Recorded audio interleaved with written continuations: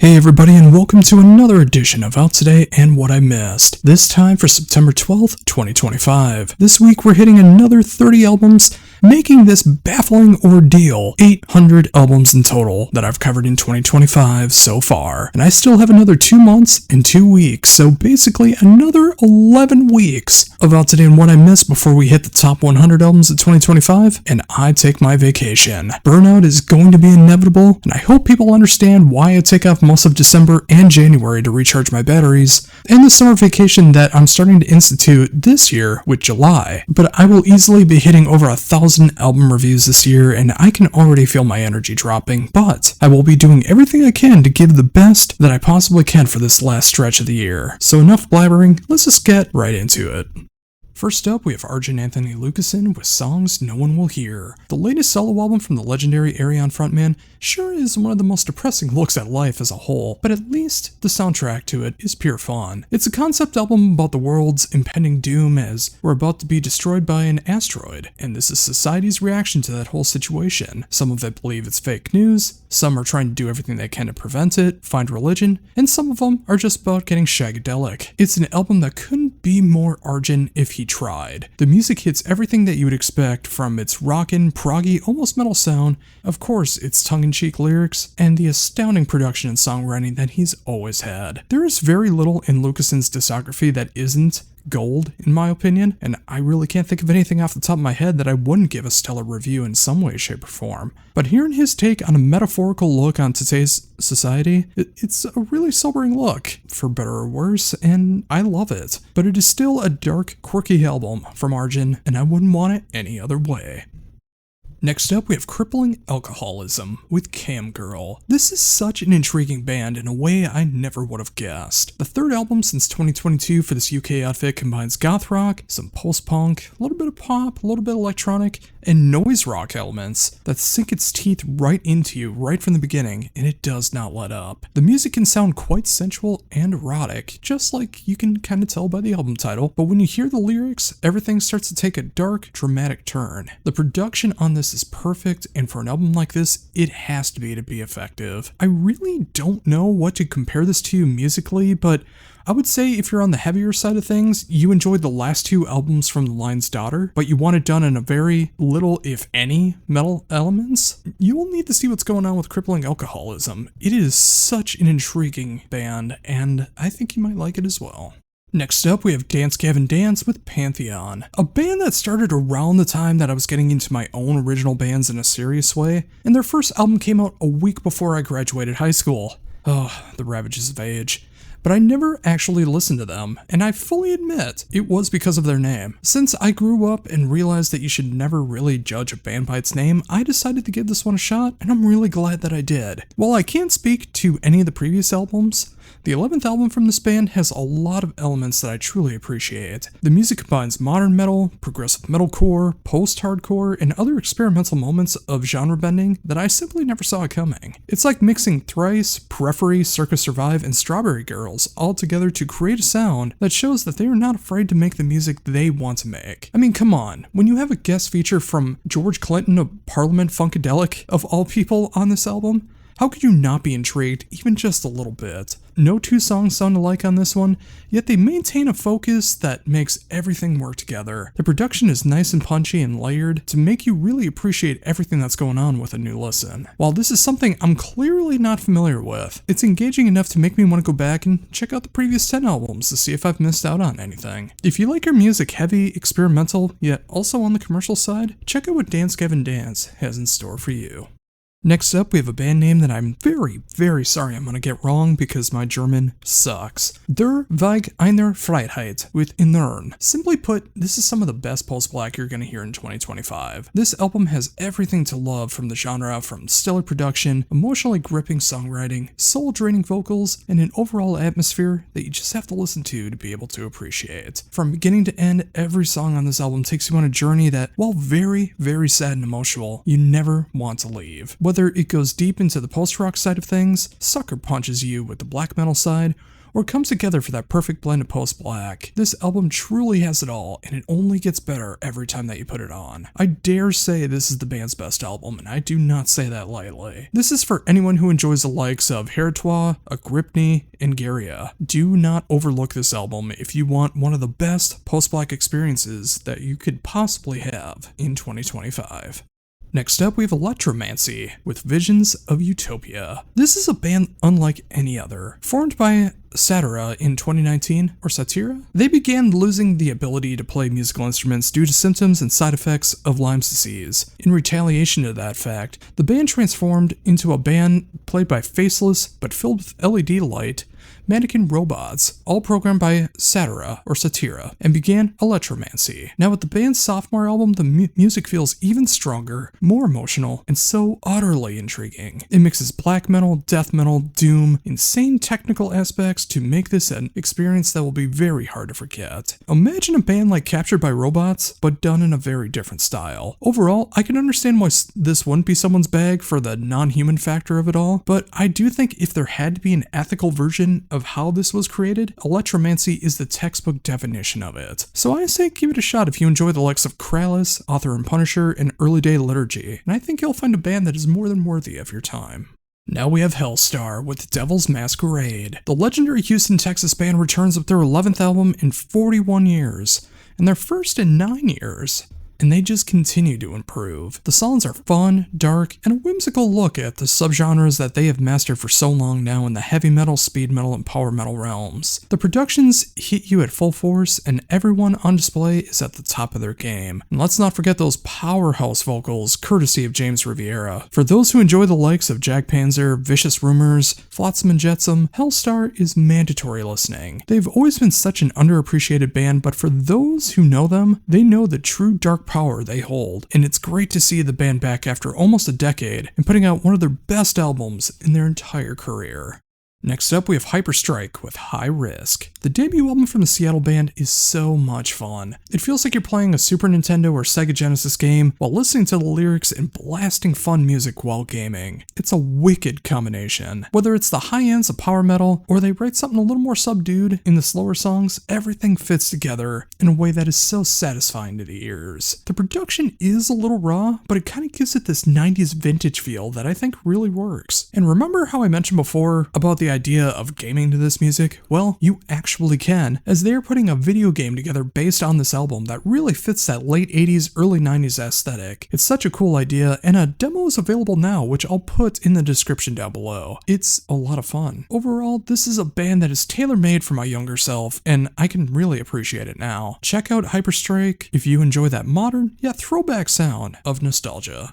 Next up, we have Calamity Kills with their self-titled sophomore album. This is a band from East Nashville that has this perfect balance of modern hard rock with other elements that you just don't always hear on modern FM radio. So much of the album hits so hard for that 2020s rock scene, but then there are these moments of, say, like 1980s extravagance that just makes the music really stand out in the best of ways. Mix all of that with some genre-bending moments for those of the mainstream culture, and you have a band that is sure to win over a lot of people looking for something new in that radio sound. The production is perfect for today's age, and the songwriting is endlessly catchy. Overall, Calamity Kills is a band that I could see exploding at the right place at the right time, and with what they accomplish here with their self-titled album, I think that's going to be sooner rather than later.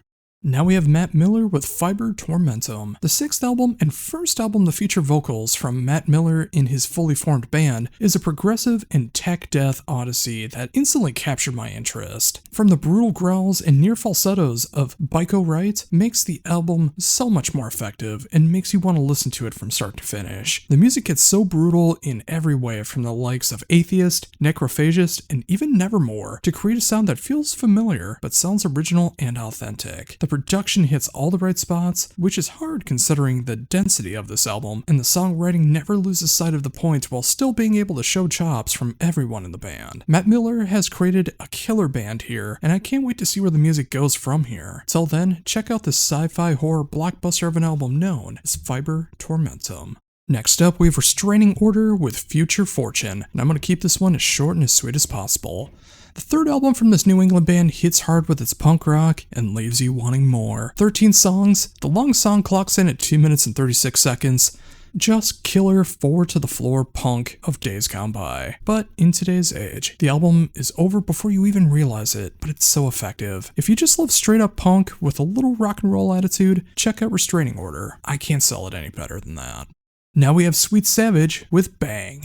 Despite being around since 1979, this is the band's fourth album since their debut in 1996. The band has never lost its edge, and it still has the hooky, heavy, and fun style that has kept them around despite their short discography. This is what I wish more new wave of British heavy metal bands would accomplish, especially for today's age, being able to capture that old school sound, but make it through a 2025 filter with updated production and songwriting to make the band stand out and have their own voice. I mean, Sweet Savage always has. I mean, Metallica did cover Killing Time back in the day, so you know there had to be some quality in their work. Of course, you will hear moments that remind you of bands like Angel Witch, Raven, Saxon, and others, but it's updated enough to not feel like a nostalgia band or trying to relive the past. This feels like a band putting out a 2025 album. This is how a band should progress, and it's endlessly fun to listen to. Sweet Savage is proving that they still have something to say, and it's an enjoyable ride of an album with Bang, showing off how to modernize but not lose yourself in the process. Other new wave of British heavy metal bands really need to take note of what Sweet Savage is accomplishing here. And now for the last album that I'm covering out today is Syrinx with Time Out of Place. The sophomore album from this Vancouver band feels like the bastard child of Rush, Judas Priest, and Queensryche, and I'm all here for it. Combining that classic heavy metal sound with classic progressive rock is not something that can be easily achieved, but somehow Syrinx have nailed it.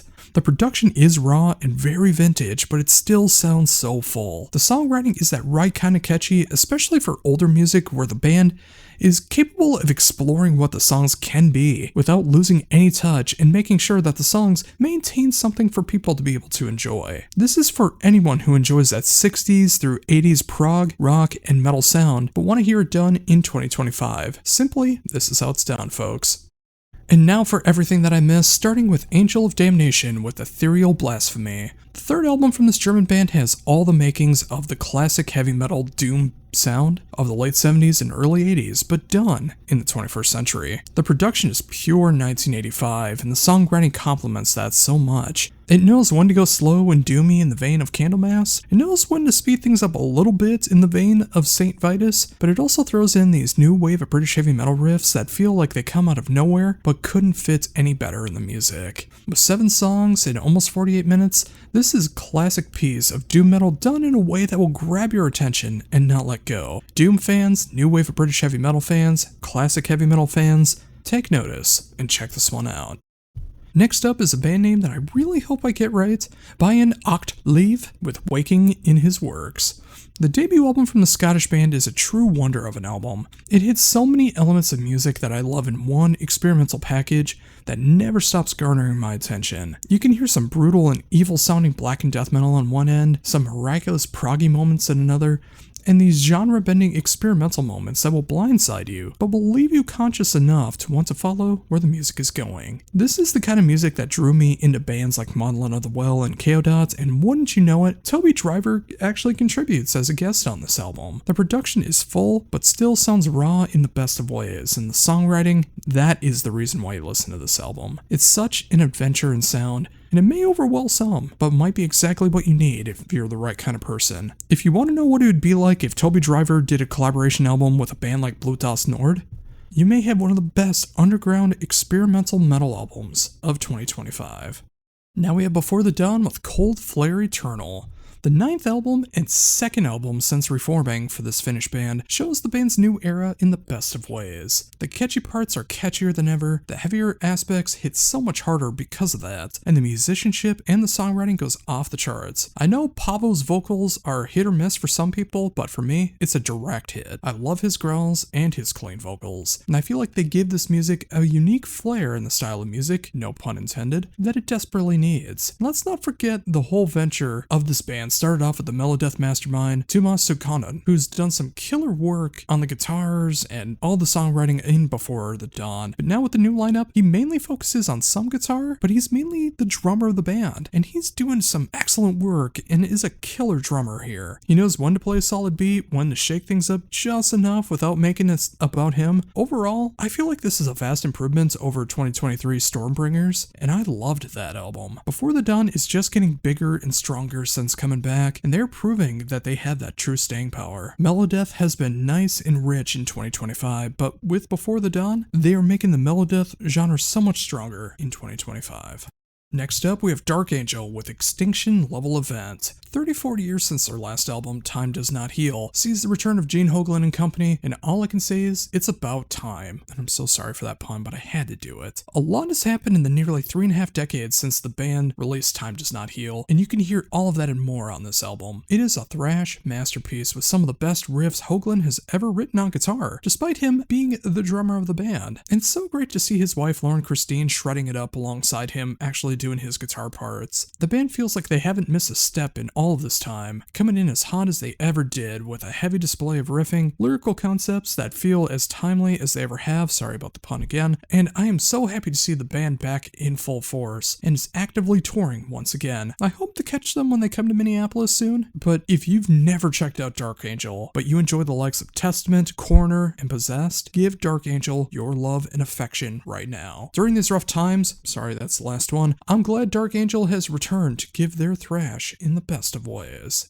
Next up is Escapism with an album title I hope I get right, Skrezneva. The third album from this Ukrainian band hits this dark, atmospheric element of black metal that is perfect for this time of year. While this came out back on August 1st, it's perfect timing for that fall-autumn that brings the darkness and nature in those months. The production is raw, but it's what you expect from this style. It is cleaned up enough to enjoy though, so don't let that scare you off. The songwriting is the selling point of this album. It takes you on a journey through nature and the wonder it holds. It also helps that the keyboards are magnificent on this album and give already great music and make it fantastic. 4 songs, almost 42 minutes, it feels like a short epic of an album in the best of ways. If you enjoy the likes of Agalok, Aeon Winds, and Skyborn Reveries, you need to check out Escapism.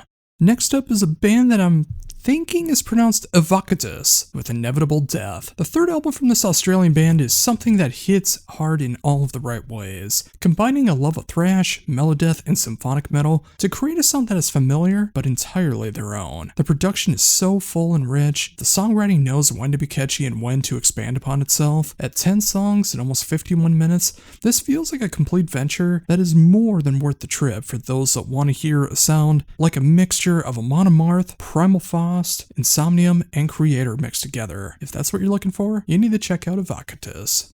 Now we have Fawn with Hex. The 12th album from this German outfit is a wonderful display of that near metal elements that pagan folk can bring to the table in today's age. The band has been around since 1998, and they have found a way to keep their music authentic while expanding upon the ever so grand feeling of pagan folk that has been going on with every subsequent album. With Hex, it is their darkest album so far, covering witches from around the world, giving everything this ethereal atmosphere, and it's so unparalleled. And for the uncultured like myself, it truly helps that the songs are in actual English so I can understand and appreciate the music just that little bit more. The production is outstanding and helps the music hit that much harder in the process. Overall, Hex is a truly fun but dark album that explores that dark folk territory, but never loses sight of the music at hand. Fawn rules, and if you enjoy your pagan folk, you need Fawn.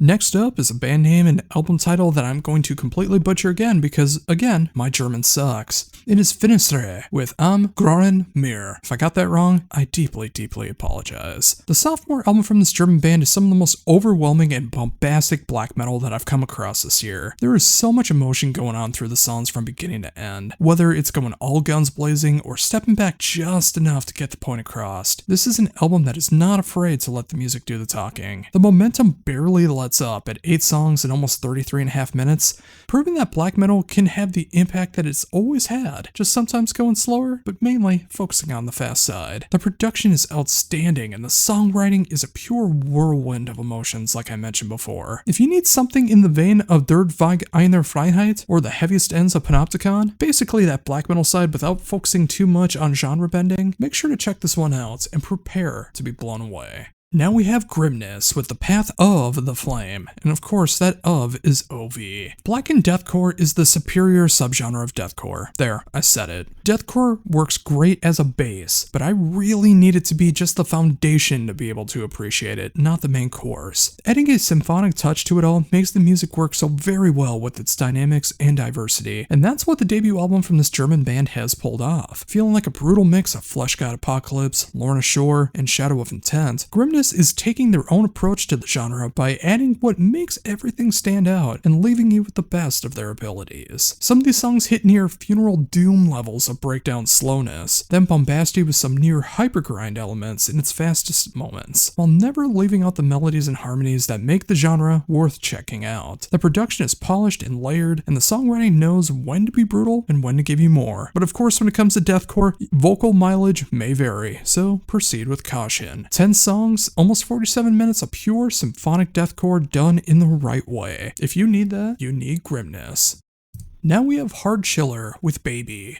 The debut album from this band featuring past and present members of RX Bandits, The Velveteen, From Indian Lakes, and The Warriors. It's a mesmerizing look at what can be done with alternative, shoegaze, grunge, and other elements. The sound creates this 90s to mid-2000s sound, but updated enough with a heavier sound. It can feel poppy at times, but it also has this deep Deftones sound as well, while still making everything sound unique. While I hear elements of all the bands that they've been a part of, this is still something completely different and hits different along with it. Whether it's up-tempo or near stoner doom in its BPM, the band hits so many levels while showcasing their capabilities together. The end result is a highly infectious album for anyone who enjoys 90s alternative metal, but wanted updated enough for 2025. If that's you, get in on what Hard Chiller is all about.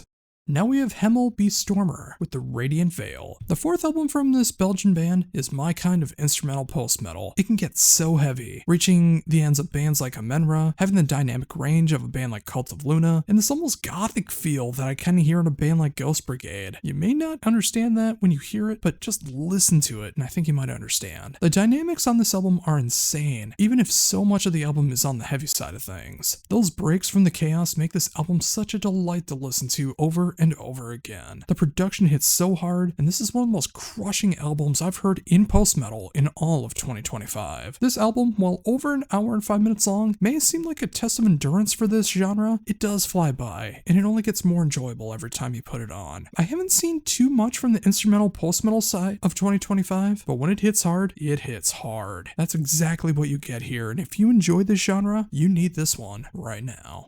Now we have In Pathos with Apparitions. The debut album from this Washington band feels like it's straight out of Gothenburg, but somehow Americanized. This album is insanely tight for a debut album, and it only gets better on repeated listens. From its insane guitar leads and hooks, to its heavy vocal delivery, to its just different enough style that makes them a future staple for the melodeath scene. But what makes them their own vision is something that I wish all bands could aspire to be. Those Scandinavian melodeath sounds are in full force here, but again, those differences in influences are what will make this band have such a huge impact in the future. You just have to hear it to understand. The production is just raw enough while still being pleasing to the ears, and the songwriting is pure melodeath bliss. This is for anyone who enjoys the likes of early day Soilwork, the darkness of Wolfheart, or the variations of Be'lakor. You need In Pathos.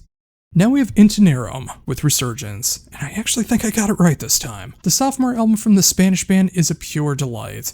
It hits that symphonic metal elements that I love so much, while still finding a way to be as catchy as any mainstream rock band out there today. The songs are so catchy and feel so lean and mean. The production hits very hard and makes the dynamics feel present, giving the album experience worth having. At 9 songs and almost 34.5 minutes, this album does fly by, and by the time it's done, you just may want to hit repeat over and over again. This is for anyone who enjoys Evanescence, Within Temptation, Lacuna Coil. This is your new kind of gothic, symphonic metal that is pure catchy and on the mainstream side. If that's what you want, you need this band.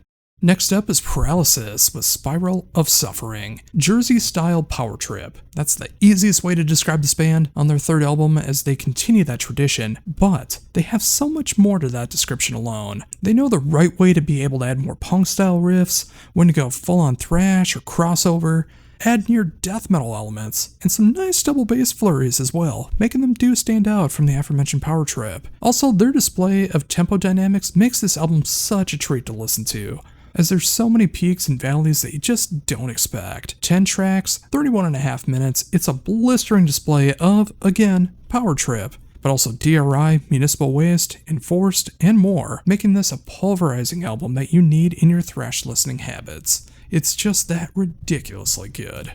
Now we have She Came to Quit with Black Seed Blooming. The debut album from this Canadian band, despite coming out at the beginning of the summer, is perfect for right now in that fall and autumn time. This needs to be played at every goth prom, emo night, Halloween party, etc. that's coming up this year, as this has a little something for everyone who enjoys those things. It hits that classic 80s sound of the post-punk, goth rock, and death rock styles, but it has this 21st century atmosphere to it all, and it hits so very hard in today's age. Everyone stands out on this album, even if no one shows off on this one. It's the simplicity that is the secret to the music, and it becomes so infectious over time. With 10 songs and 37.5 minutes, this album feels like the perfect length to be effective and still leaves you wanting more. Simply put, if you love post-punk, goth rock, death rock, She Came to Quit is a band that you need to get familiar with right now. The band is going to continue to do fantastic music, so catch them while they're still brand new. Now we have Spire of Lazarus with Those Who Live in Death. The fourth album from this Austrian band is one of the most ferocious albums that I've heard in deathcore, simply period. Taking deathcore as a foundation of the sound, that is the best way to do it, and adding elements of tech death, death metal, metalcore, and even some other influences to create a sound that is truly their own, and making the best of their abilities. And in speaking of those abilities, everyone in this band is a pure powerhouse, and they show off their chops while still being able to write music that is more than worthy of your attention. The production is slick, the songwriting can go all over with its chops, but it'll still keep your interest even if you don't like wanky stuff. For those who enjoy the likes of Lorna Shore, Fallujah, Archspire, and Origin, you need to give this one a listen and enjoy. Now we have Temptress with Catch the Endless Dawn. The debut album from this Italian outfit is some of the most inspired revival metal that I've heard in a long time. It hits all the right elements of knowing when to be full-on heavy metal, when to get more rockin', and when to turn everything on its head and go into a more occult and evil sound. This is a band that knows how to write songs and keep your interest. Yet they will take you on this dark journey through 8 tales in a little over 42 minutes. The second track on this album is called Dream Metal, and I think that is a perfectly apt description of the band as a whole. So much of this feels like the highs and lows of dreaming, and putting it into a metal context. Imagine a mix of Merciful Fate, Night Demon, Angel Witch, and Rainbow, and you have Temptress, a band that is more than worthy of your attention. And for the last album today, we have Vindicator with Whispers of Death. The fifth album from this Ohio band is some of the most authentic thrash to come out in 2025, hitting the most extreme ends of the genre, going to almost black metal and death metal territories. A vocal range that will give John Tardy of Obituary a run for his money, and a production style that works so well in 2025, but also would have in 1985. The songwriting hits everything you want from this genre and leaves you bruised and battered on the floor. This works so well for those who enjoy Havoc as much as you love Exodus, with the darkened edge of Toxic Holocaust. If you want a band that has done their homework to the best of thrash, you need Vindicator, and you need them right now. And there you go, folks, another 30 albums down and 800 albums in total for 2025 so far. So what do you think? Did I pick out some good albums? Did I pick out some bad albums? Anything you want to check out? Anything you're going to steer clear of? Please let me know down below. And of course, like, comment, share, subscribe, all of that good stuff. And make sure to come back next week as we cover Out Today and What I Missed for September 19th, 2025. And I can already tell you, there's a few best of the year albums on that list for albums that come out next week. But until then, for Heavy Debriefings, this is Josh Runquist saying embrace the skullet.